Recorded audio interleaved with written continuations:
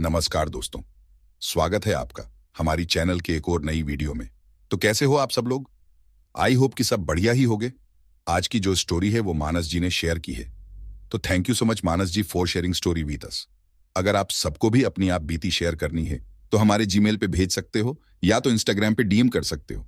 Details आपको description में मिल जाएगी। ये स्टोरी मानस जी के दोस्त मुकेश के साथ घटित हुई थी। मुकेश जी छत्तीसगढ़ के एक छोटे से गांव के रहवासी थे। मुकेश जी बचपन से अपने गांव में ही रहते थे, तो उनको गांव की वो झरने, वो हरे भरे खेत, वो सुबह से शाम तक का सफर, दिन भर मौज मस्ती के बाद बाबूजी की डांट और घर आते ही माँ की हाथ के वो देसी घी के पराठे, ऐसे ही मौज मस्ती में कब उनका बचपन निकल गया पता ही नहीं चलता। मुकेश जी अपनी पढ़ाई भी वहीं से किए होते हैं। उनकी पढ़ाई खत्म होते ही उन्हें खुशकिस्मती से उनकी नौकरी बिहार के पटना शहर में लग गई, वो भी अच्छे खासे सैलरी के साथ। वो शहर में केवल 1 साल ही रह पाए। वो शहर की भीड़ और शोर शराबे में रह नहीं पाए। मुकेश जी को दिन भर काम करके भी रात को सुकून की नींद नहीं मिलती थी। तब वो फैसला करते हैं कि वो गांव में रह के ही अपना खेती का काम कर लेंगे, पर यहाँ इस शहर में और नहीं रहेंगे। वो अपने काम से रिजाइन देके निकल पड़ते हैं अपने गांव की ओर। उन्होंने इसी 1 साल के बीच कमा के एक छोटी सी कार भी खरीद ली थी, तो वो अपने कार से निकल पड़ते हैं। हाईवे से इतना दूर वो पहली बार सेल्फ ट्रैवल कर रहे थे। मुकेश जी अपने कार में रेडियो पर गाना सुनते हुए अपनी गाड़ी रफ्तार में चला रहे होते हैं। बारिश का मौसम था तो ठंडी हवा चल रही थी और ऊपर घने बादल छाए हुए थे। अब शाम होने को आई थी। तकरीबन 2 किलोमीटर बाद जंगल स्टार्ट होने वाला था, तो मुकेश जी सोचते हैं कि क्या पता आगे कोई ढाबा मिलेगी भी या नहीं। ये सोचते हुए वो एक ढाबा की ओर अपनी गाड़ी मोड़ देते हैं। उन्हें अब जोरों से भूख भी लगी थी, तो वो मुंह हाथ पैर धो के उस ढाबा पे खाने बैठ जाते हैं। वो उस ढाबे पे अकेले नहीं थे, उनके साथ कुछ ट्रक ड्राइवर्स की एक ग्रुप भी उस ढाबे पर मौजूद थी। वो सब आपस में गप्पे लड़ाते हुए मौज मस्ती करते हुए अपना खाना खा रहे होते हैं। मुकेश जी अपना खाना खा ही रहे थे कि इतने एक जोर की बिजली के कड़कड़ाहट से बहुत जोरों की बारिश शुरू हो जाती है।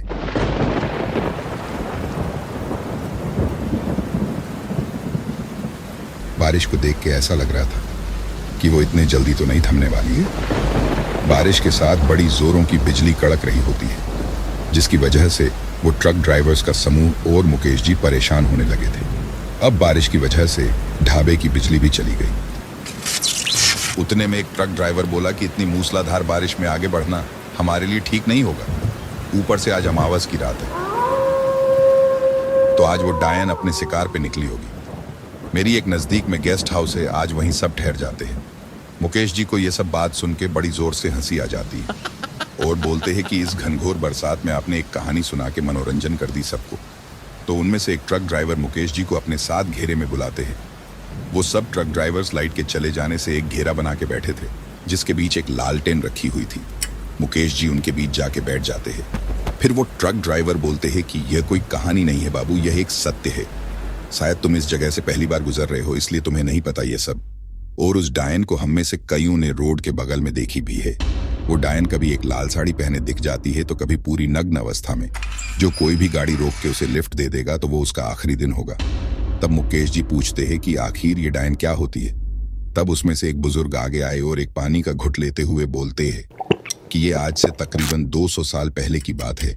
एक गांव में एक खूबसूरत सी औरत रहा करती थी। वो औरत अपने जीवन में सांसारिक सुख और लोभ में अपनी खूबसूरती से इतना प्यार कर जाती है कि उसको बुढ़ापे में भी उसको वही सब चाहिए होती है। तो वो माँ चंडी की घोर साधना करती है और उन्हें प्रसन्न करती है। मुर्गे का मांस और नवजात बच्चे की बलि चढ़ाकर वो तंत्र विद्या में महारत हो जाती है। वो औरत अपने काला जादू में पूरी तरह से निपुण थी।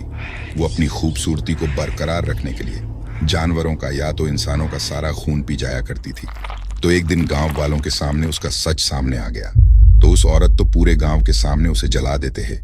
आज उस गांव की जगह हाईवे बन गई है। ये वही हाईवे है जो इसके आगे तुमको पड़ेगी। मैं तो कहूंगा तुम भी आगे मत बढ़ो। और अभी तो बारिश की वजह से वाहनों का आना जाना भी बहुत कम होगा। और आज अमावस की रात है, तो वो डायन हर बार की तरह अपने शिकार की तलाश पर होगी। वो डायन हर अमावस्या को किसी न किसी का शिकार कर ही लेती है। वो आज भी अपने अपने आप को खूबसूरत बनाए रखने के लिए अक्सर लोगों का खून पिया करती है। मुकेश जी अपनी जगह से खड़े होते हैं और सबको देख बोलते हैं कि मैं इन सब मन गढ़ंत कहानियों में बिल्कुल भी यकीन नहीं करता, कह के चले जाते हैं और अपनी गाड़ी स्टार्ट करके आगे का सफर जारी करते हैं। एक बार तो मुकेश जी भी उनके बातों में आने लगे थे। फिर सोचते हैं कि ये सब लोग बस बातें बना रहे हैं। मुकेश जी जंगलों के बीच हाईवे पर तेजी से आगे बढ़ रहे होते हैं। घना अंधेरा, ऊपर से घनघोर बारिश उस जंगल को अब डरावना बना रहा होता है। मुकेश जी के दिमाग में वही डायन वाली ही बात चल रही होती है।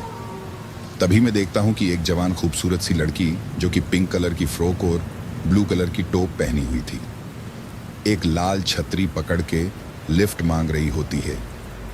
मुकेश जी के दिमाग में वही डायन वाली ही बात चल रही थी, तो वो घबरा के गाड़ी नहीं रोकते। वो गाड़ी जैसे ही उस लड़की को क्रॉस करते हैं, तभी उनके दिमाग में एक बात आती है कि ये वो क्या कर रहे हैं। एक बेसहारा लड़की को बेतुकी बातों में आके उसे मदद ना करना। तभी वो फटाक से गाड़ी पे ब्रेक लगाते हैं और गाड़ी पीछे उस लड़की के पास लाते हैं और उस लड़की को सॉरी बोलते हुए गाड़ी में बैठने को बोलते हैं। फिर वो गाड़ी चलाते हुए बोलते हैं कि वो क्या है ना, मैं अभी एक ढाबे पे रुका था, तो वहाँ पे कुछ लोग मुझे एक डायन की कहानी सुना दिया। तो मैं सोचते हुए कार ड्राइव कर रहा था और तुम दिख गए, तो मैं तुमको डायन समझ लिया। मैं भी ना एक अप्सरा जैसी लड़की को डायन समझ बैठा। मुकेश जी का ध्यान पीछे बैठी उस लड़की पे जा रही होती है। बार बार वो हल्की सी भीग गई थी, तो उसमें उसकी खूबसूरती और निभर के आ रही थी। मुकेश जी बस जैसे तैसे खुद को काबू करते हुए गाड़ी चला रहे थे। तभी वो लड़की बताती है कि वो एक रिसर्च के चलते इस जंगल में आई हुई थी और उसकी वहीं गाड़ी खराब हो गई और बारिश शुरू हो गई और कोई नेटवर्क भी नहीं थी मोबाइल में। तो वो रास्ते पर खड़ी होकर लिफ्ट मांग रही थी और बोलती है कि 5 किलोमीटर बाद एक बस स्टॉप आएगी, उसे वहां ही उतार दे। मुकेश जी को उनकी सारी प्रश्नों के उत्तर मिल गए थे, तो वो अब थोड़ा रिलैक्स हो जाते हैं। कार की रेडियो, जो कि कब से नेटवर्क ना मिलने की वजह से बंद पड़ गई थी, अब वो अचानक से बजने लग जाती है। वो दोनों गाना एंजॉय करते हुए आगे बढ़ रहे होते हैं। कुछ देर में वो बस स्टॉप आ जाती है और वो लड़की वहां उतर जाती है, मुकेश जी को धन्यवाद कहते हुए। फिर मुकेश जी कार आगे बढ़ाने ही वाले थे, तभी उनके मन में ख्याल आती है कि इस लड़की को ऐसे इतनी रात में अकेले छोड़ के जाना ठीक नहीं होगा। वो उसे फिर से कार में बुलाने के लिए खिड़की से बाहर मुंडी निकाल के पीछे की ओर देखते हैं और वो वहीं का वहीं वैसे ही जम जाते हैं, क्योंकि वो जो लड़की थी वो हवा में झूल रही होती है और अपनी लाल आंखों से मुकेश जी को देख के एक क्रीपी सी स्माइल दे रही होती है। मुकेश जी फटाक से एक्सीलरेट पे जोर से लात मारते हैं और अपना रेडियो बंद करके तेजी से आगे बढ़ते जा रहे होते हैं। लगभग 2 किलोमीटर आगे जाने के बाद मुकेश जी को गाड़ी के पीछे की सीट से वही लड़की की आवाज आती है। तुझे मिलके लगा है ये, तुझे ढूंढ रहा था मैं, तुझे मिलके लगा है ये, तुझे ढूंढ रहा था मैं।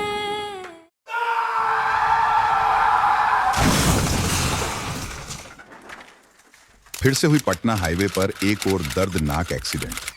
कल रात 12:11 पर हुई एक एक्सीडेंट, जिसमें कार की धज्जियां उड़ गई है, पर शख्स के शरीर में एक भी चोट की निशान नहीं है। लोकल्स का कहना है ये आकर्षणी डायन का काम है। क्या आपको भी लगता है कि ये कोई भूत पिशाच डायन का काम है? वैसे बता दूं, सेम इसी तरह का एक्सीडेंट पहले भी इसी सेम स्पॉट पर हो चुकी है और सेम बॉडी पर से खून गायब है और बॉडी पर से 2 दांतों के निशान मिले हैं। तो वीडियो पूरी देखने के लिए आपका बहुत बहुत शुक्रिया और जुड़े रहे हमारे साथ। हम आपके लिए ऐसे रोचक डरावनी स्टोरीज लाते रहेंगे।